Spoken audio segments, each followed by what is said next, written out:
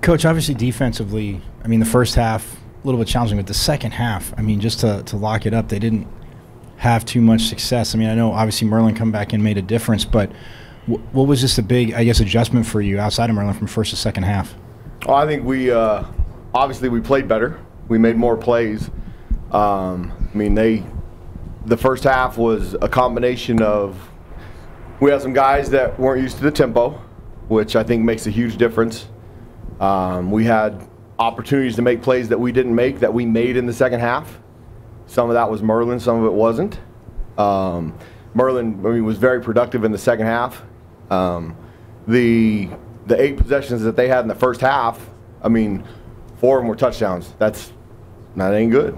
2 of them were punts and 2 of them were turnovers. I mean, we gained the turnover. They got 10 points off of those turnovers. We gained the interception. We run it back, and they get a 22-yard field, and the offense does a great job and scores the next play. Then we don't do a good job at 2-minute defense. I mean, with 42 seconds, they go down in 4 plays. We get them at a 3rd and 3. We miss the tackle, and it breaks for a 34-yard gain. And then the next play, we're soft in coverage, so they miss it. We miss another tackle, and they get 22 more yards. And then we're soft as can be on a defense that is both set up for the run and the pass and into over formation, and we don't react very well. Some of it's players, some of it's scheme. I mean, we weren't real aggressive on that point. And I think, in my opinion, that was that might be the difference in the game. Because we had taken the momentum back. It was 21-13, and we dig us a bigger hole because we can't stop them in 2 minutes. And I mean, some of that is when we've had 13 2-minute opportunities this season. And some of them we've been bad, some of them we've been good. I mean, in the 13 opportunities of 2-minute defense, we've given up 5 touchdowns. We've stopped them 4 times. We made them punt 4 times, 2 interceptions, and 1 into the game against UCLA. So those 5 touchdowns are crucial. I mean, we need to be better. I think that was a big turning point. Now, we were able to build from that momentum, and we had an opportunity to win the game, but we didn't close it out. Coach, another great running back again this weekend. You've had your fair share of them, but you guys seem to struggle at times stopping the opponent on the road. Stopping the rush on the road? How do you get better at that? We got to do better. I mean, we got to give him a chance schematically. J.J. Taylor's a great back. Guys like J.J. Taylor, he's listed at 5'8", 190 pounds. I saw him in high school, 5'8". I mean, he's a great player. I don't know if he's that big. And the problem with those guys is you don't see him. You can't see him behind the big offensive lineman. Their offensive line's big. And you can't sometimes you mishit your spot because you don't know where he's going to be. He's really quick, and he's explosive, and he's powerful. I mean, he's one of the better pass protector and running backs in our league. So I don't think playing on the road has anything to do with stopping him there. We got a great challenge. I mean, this rivalry week is something different than I mean, I've been in some rivalries, never one this hated. I mean, we were here last night till I think I left here about 8:30. In our neighborhood at home, there was a great chili cook-off, okay, which we were supposed to vote and have a great. We have some work to do in my neighborhood about chili, by the way, but that's a whole different issue. We get there at 8:30, and one of the neighbors says, "What are you doing here? You got Arizona this week." Well, obviously they didn't think I was working hard enough, so they didn't want me at the chili cook-off. So I understand how important this game is, and so do the kids. So we'll make sure that we do the best we can to stop Khalil and JJ from running the football. Yeah, I know that New Mexico chili is a very high standard. No doubt, it is very. Rob Likens said earlier today that he felt that the offense did some things out of character, and that was the reason for their struggles. Is it hard to make the same claim for the defense when you have so many young players that are just, like you said, trying to get used to the speed of the game and whatnot? I think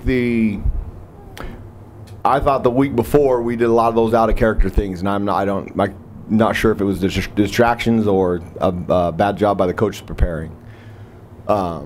I don't think that was the issue on Saturday. I think the speed of the game for some of them was drastically different. I thought Cam Phillips played very well. I don't think the speed affected him. We had some guys up front that were doing some things that we didn't block react very well early on. We had a 3rd and 6 on the very first series, and it was important, in my opinion, to stop their momentum early. Coach talked about it all week. If we can stop the initial onslaught, it might be a completely different game as it goes on. Well, we've got a 3rd and 6. We send a corner blitz, and Chase comes scot-free and hits Herbert in the back and misses the tackle. If that tackle's made, I think we have a completely different outcome in the first half because the momentum would have swung gigantically. Now, we underestimated how big and strong he was and took a bad angle, and good players make plays, and Herbert made a really good play. And he went down the sideline for 7 yards and gets the first down. Then we give 2 running plays where we don't have a nose guard and a defensive end cross face, and they split us. And we didn't make those mistakes in the second half. Those 2 mistakes, that's not Merlin not being in there. I mean, if he's in there, the same thing's going to happen. Now, I think the difference between the first half and the second half with getting Merlin back, I think a lot of people give Merlin a lot of credit. I mean, almost too much, and that's almost too much pressure. Merlin is a great football player. Merlin is going to be very special over the next 2 years. I think Coach said the best, Merlin is not a magician. What Merlin did in the second half was he relaxed everybody. Darian Butler played outstanding in the second half, partly because, like Batman and Robin, his guy's right there. So when Darian in the first half is trying to get guys lined up because he's got guys in there that aren't used to it, so they don't feel as comfortable, you don't play as well. And I think that was a combination for a little bit. Now, we made some adjustments with scheme at halftime to try and get some pressure on Herbert, which we did. We got pressure. And then the really good thing in the second half was the guys in the secondary made plays. We had a lot of tip balls away. We got our hands. I mean, the interception was a great play by Ashari. And then Cam flying over there running around the ball. And that was what we talked about earlier in the season. When these guys are playing hard and they're running the football, balls get tipped in the air, you have a chance to intercept it. And I mean, that was the big difference between the first and the second half. Greg Moore, Arizona Republic. Coach, how's it going? Good.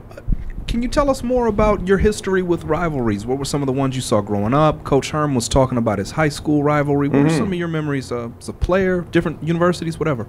You know, the New Mexico State, New Mexico rivalry is a big deal. I mean,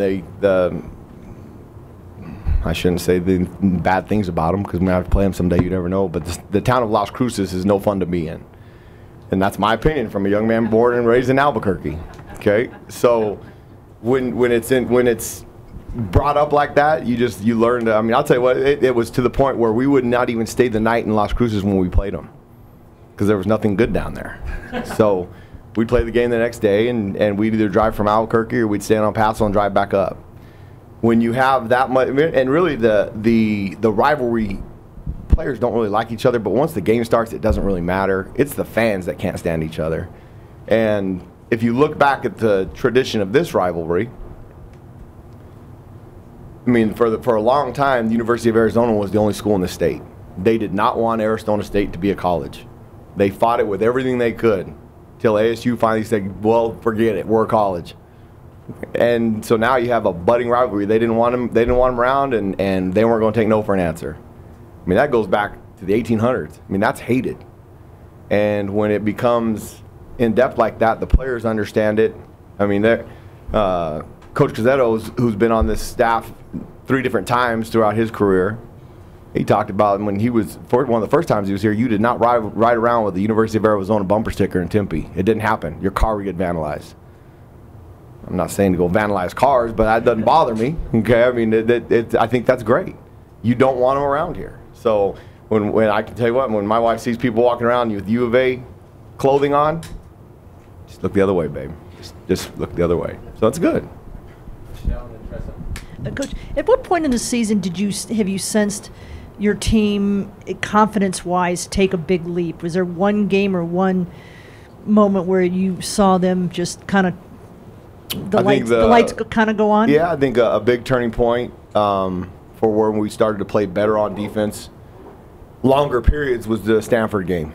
I thought we started to play a lot more aggressive than that game than we had in previous games. The first 2 games, we had good results. The first 2 games, we were a lot better than the very first team we played. And when you're better than somebody, that's what should happen.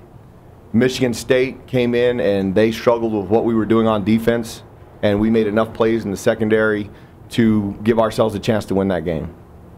I think we took a step back in the third game when we played San Diego State. The physicality, I think we weren't ready for. I would like an opportunity to have that game back again, not necessarily just against them, but some of those games that we played earlier in the season, because I think we're different on defense now. The players, they're understanding things better, and they have a little bit more of the aggressive attitude. We had a 2-minute situation in that game. They stopped us on 4th and 1, and they go 85 yards in a minute 41.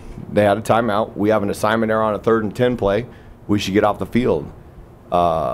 We didn't make an assignment error in the 2-minute situation this week. We just didn't make a tackle. You move on to the Washington game. We played pretty physical, but we made a lot of assignment mistakes, which enabled us not to win the game. And then we have in that game, they had a 2-minute situation. I think at the end of the half, they had minute 35 of timeout, and we stopped them. They punted the ball. Next game is Oregon State. There's of the 13 2-minute opportunities, they had an opportunity. We're playing pretty good defense early. We give up a 44-yard flea flicker, and things unravel for a long period of time. They didn't really have a 2-minute situation. They had a 4-minute drive that went down. They scored with a minute 8. That's not 2 minutes. That's regular offense, but we had a text that got split, and they went for a 27-yard touchdown. Then we get to the Stanford game, and we play a lot more physical than they did. If we would have switched the Stanford and the Colorado games, in my opinion, we probably win that game. The Colorado game, we had opportunities to make plays on 4th down when they put Chenault in the Wildcat, and we didn't make them, and most of it was because of a physical nature. They didn't have a 2-minute situation in that game, but they got the ball with 5 minutes to go in the second quarter, and they went on a 14-play drive and scored with 28 seconds. Well, that wasn't a 2-minute situation, but we got to keep them out of the end zone at that point. And we had a 4th and 2 on that drive that we have a defensive end, a stunt where a linebacker is supposed to knock the tackle down, defensive end wraps, and the linebacker fills. Well, the defensive end wraps too wide, linebacker fills, and they get 3 yards instead of it should have been Stone in the backfield. We play Stanford the next week, and all those plays that we didn't make in the Colorado game, they're making them for negative yard losses. Now, we have a 2-minute situation in the Stanford game. They have a minute 42 left to go in the second quarter. We have a 3rd and 5. We miss 2 tackles, or we get off the field. They drive down and kick a field goal. We tried to get aggressive on a 2nd down to keep them out of field goal range, and they get us on a screen. Now they call holding, but they end up getting a field goal out of that. From that point forward, I thought the aggressiveness that we played on defense, we went 28 minutes and 16 seconds in the USC game that we stole them cold. They get 41 yards. They scored off of a punt return, but they hadn't scored against the defense yet. 2-minute situation. SC, that one really bothers me because we had a minute 23. They have 1 timeout. We get a targeting penalty on the punt return, and then we get a PI that I don't think is PI, but we've got to be able to overcome that. And Ashari, the one who the PI is on, he's really got to be able to overcome that because as his maturity, had a little instance of one on Saturday. We give up in the 2-minute situation, we give up a pass for 22-yard gain, and on the next play, he's not nearly as aggressive because he's letting that go through his mind. Well, he made an assignment mistake on the 2-minute against SC. On the touchdown, he should be in the corner of the end zone instead of in the flat, and they throw it to the corner and it's a touchdown. Young guys growing makes it better. From that point on, though, we play really good defense again in the second half up until a 2-minute situation. Now we give up tons of points in short periods, which is really bothersome. A lot of it from young mistakes, a lot of it from not being aggressive enough. But we're playing good enough in spurts that you can see how good they're going to be. And there's a bunch of young guys out there playing that are gaining valuable reps. Cam Phillips is the perfect example. Against SC in the last 2-minute situation. Now, that 2-minute situation at the end of the game, you've got a 10-point lead. You're trying to they don't have any timeouts. You're trying to not let them score quick. So we played a little bit of softer cover 2. We get them into a 4th and 5, and we call a Hail Mary defense on 4th and 5 with 38 seconds left. And Cam Phillips should be in the end zone to knock a ball down. They out-jump him, and they score a touchdown. That young man sends me that text that night about, Coach, I apologize. I let you down. I promise I'm going to be better. And for the last 2 games, he's been our most productive safety. Unbelievable. He made plays in the game on Saturday night that a true freshman playing 2 games shouldn't make. there's going to be a special player. And those kind of things, those lights have turned on for those kids at that point. Oh. Hey, Coach. Hey. I've been asking this question, but just from your perspective with your guys. Yes. For Arizona State fans and just the team in general to be so close and have been in this situation before in years past, to have it ripped out from underneath you, how do you change that story script moving forward to not have those lack of finishes but have productivity? I think it's a great question, and I think that's what we're building. I think you've got a lot of young kids on our side of the ball that are learning week to week how to win football games. I honestly thought when we intercepted that ball with 3:49 to go, we were going to win that game. I had no doubt. And then they changed a call on a second down. But there was at no point, and I think this is a growing sign of a good program, at no point, as bad as it got on Saturday night, did anybody on our sideline think we weren't going to win. Until we jumped off sides with on that 3rd and 2, we had a chance to win the game. At that point, we didn't have enough timeouts, and they were able to take a knee. Nobody thought we weren't going to win. That's the kind of attitude, and that's the kind of culture you need to win championships. Through 11 games, they've come from finding ways to lose to finding ways to win. They battle. They're competitive. And we're going to keep going that direction and keep building up. And where we want to go, I mean, we want to be in the Pac-12 championship game every year. We want to be in Rose Bowls. We want to compete for the college football playoff. If we can play defense like we did for the second half, now you're not going to be perfect. You're not going to stone everybody to 85 yards for a whole game and no points. But we can be good enough and physical enough that we can hold people to 12 to 15 points, and that's going to be enough to win almost every game. And we're building towards that. And you can see the competitive nature of these kids, and it's everything that we do in the program that builds that competitive nature, whether it's in the weight room, whether it's out on the practice field. Everything we do is compete, compete, compete. And it gives you an opportunity to win games. And then they have to believe, and I think our kids believe they're going to win. First off, do you think either safety that was out would be back this week? Do you know at this point whether either one would be able to play? I don't. They had rehab. They went through rehab yesterday.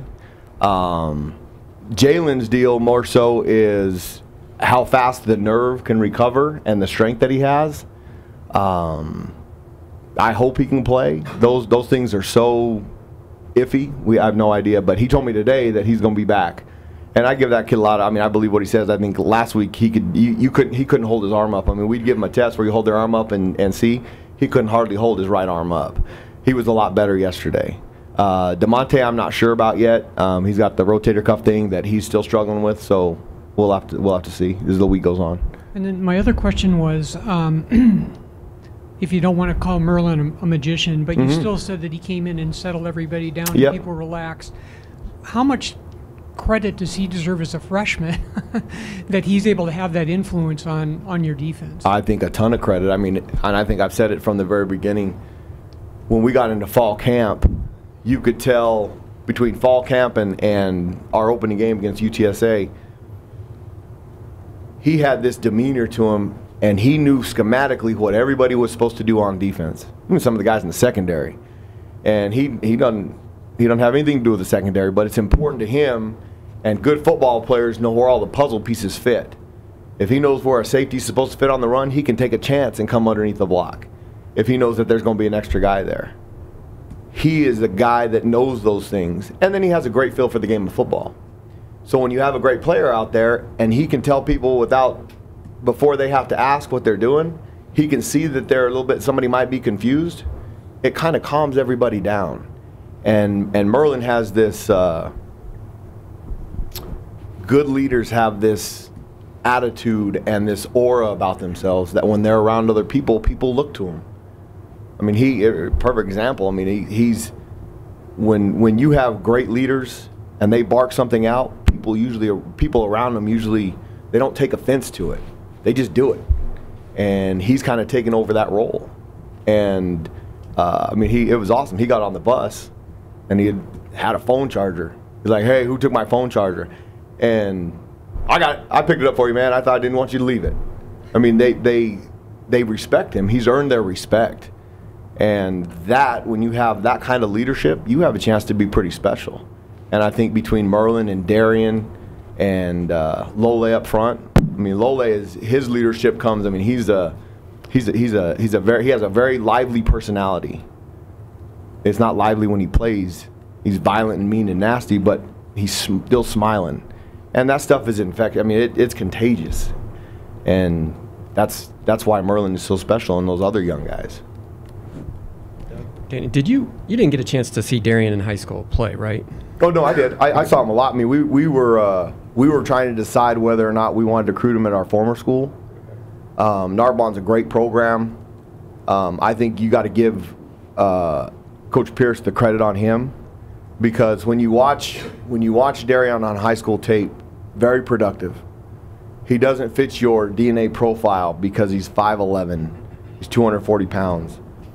But when we were talking about recruiting him, I mean, you put on Merlin's tape and it's a no-brainer. I'm like, yeah, we want that guy.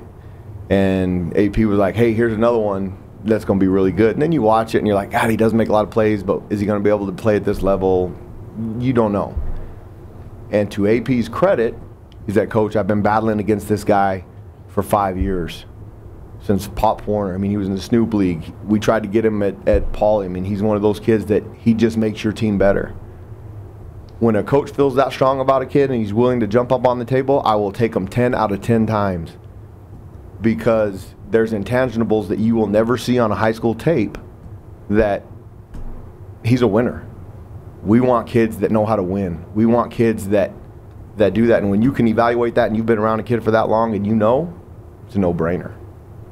Do you remember there was a time in preseason camp, it was early, there was no contact, or you guys weren't, I think you were just maybe in helmets, and I don't think you were in shoulder pads, but there was a hit on the field that made everybody kind of turn and look, and he knocked somebody pretty hard. Mm-hmm. Does this ring a bell? Yep. Did that tell you anything about him? Or if not, when was it during preseason that you thought, you know what, this guy might be able to start from the get-go? It was in the scrimmage where Tyler Wiley got hurt. It was our first scrimmage of fall camp.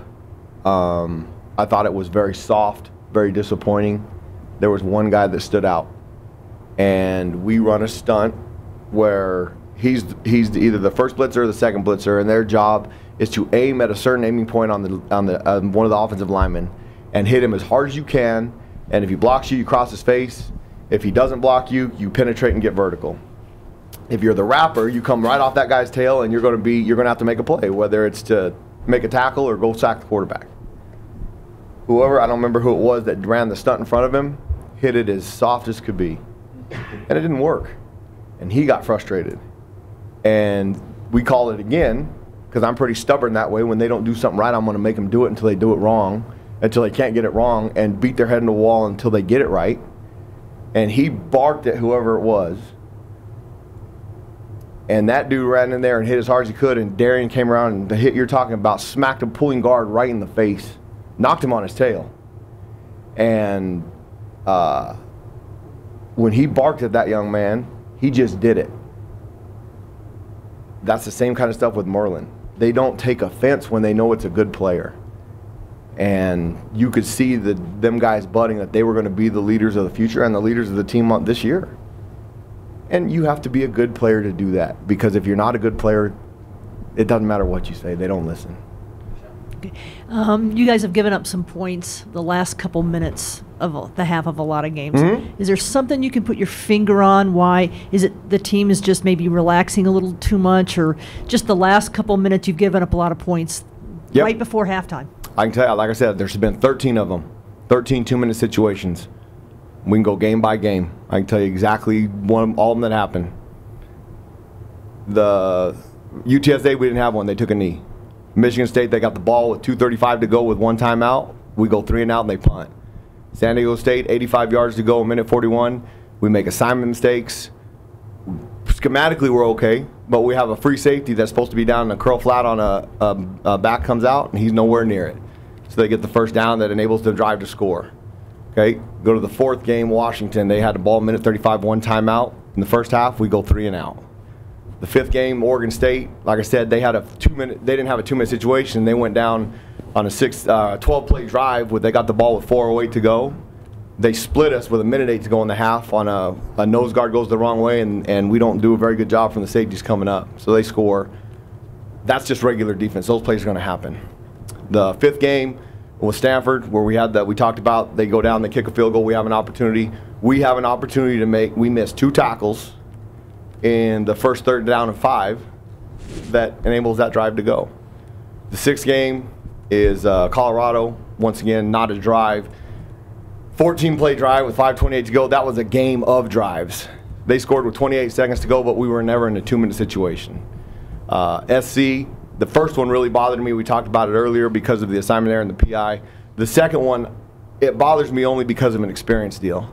And Cam learned from that experience. Okay. The next game, the Utah game, they get the ball with, in the first half, they get the ball with a minute 16 to go. They have 2 timeouts. They drive down, and Ashari knocks the ball down. They throw a deep ball. Ashari knocks it down in cover 2, so we don't give up a big play, and they have to punt. We call timeout so that they can't throw a Hail Mary, and they have to punt. That same Utah game, they get the ball back with 4 minutes to go in the second half. We go into a 2-minute situation because we're up by 18. This time, it's don't give up big plays quick so that they don't score. We are an 18-point lead. We want to protect it. If you take a chance in that kind of a situation and go after the quarterback and play man and blitz them, you're taking a chance of giving one to pop real quick like what happened in the Oregon game. They drive down, they complete a couple balls in cover 2, and then we intercept the ball on the 6th play of the drive. Okay, UCLA, they get the ball with 58 seconds to go in the second quarter. They have 2 timeouts. Chase makes a play on 3rd and 6 that makes it, he faces up a tackle that he missed earlier in that game on Caleb Wilson, but he faces the guy up, and now they have to punt in a 2-minute situation. That exact same play he doesn't make on Saturday night against Oregon. They get 2 2-minute situations against Oregon, so they go to the next game, the Oregon game, with 2:35 to go in the in the second quarter. They have an opportunity to go down and score. The score is 21-6. Ashari makes a great play. We're in man coverage. They have a stack combination route over there. He got his guy pressed up. Kobe's off the ball. He makes a great play and intercepts the ball and looks really fast on his return down to the 22-yard line. And I gave him a whole lot of credit because I gave him a whole lot of hard time about his return against Utah. Well, he looked like a really good football player on that play, and we give our offense an opportunity to score, and they do. The very next play, we have a very similar play to the UCLA game on 3rd and 3, and Chase has his arm around a guy and gets knocked off, and they split us for 34 yards. Then the end of there's your 13-minute opportunities. At the beginning of the season, we practice 2-minute every Tuesday and Thursday in practice. And this is where philosophies between coaches come into arguments, I guess. And Coach Edwards is great. The beginning of the thing we're having really a lot of success in practice. We're stopping the offense where they're struggling, but it's not a live drill. So when you get a sack, you can argue whether or not it was a sack. You can do all those things. Well, we were stopping them, but the offense needs to practice that stuff too. Then you decide, okay, well now we're gonna script these things. Well, that goes against the defensive guy's philosophy. Any defensive guy that wants to allow their script for their defense to have success against is gonna complain about it. I complained about it because I don't think that's the way to practice what we needed to practice. So then we changed those things up in practice where if they want to script something, they can go against the scout team. Make it a competitive deal. We gave up the ones that really, really bother me, the touchdown against SC, the one against Oregon, and the one against San Diego State, because I think we won the SC game. We lost all the momentum on the San Diego State one. We lost a lot of momentum that we were able to overcome in the Oregon game. It's not what we're doing. We need to continue to execute a little bit better at what we're doing, and we'll continue to practice it. A lot of the mistakes are either missed tackles, which we don't tackle very well yet. We will continue to be a better tackling team just from the things that we do in practice. Okay, I think that's number one. We can't make assignment mistakes.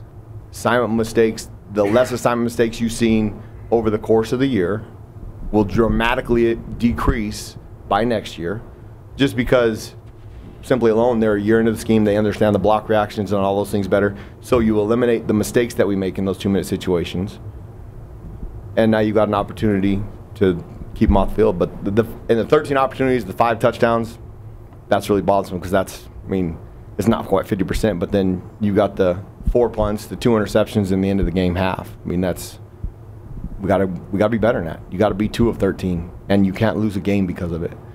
And now the great part is we haven't lost a game at the end. When we had a 2-minute situation at the end of the game, UCLA, we won. Utah, we won. We got off the field. The momentum changes at the end of the second quarter we really need to improve on.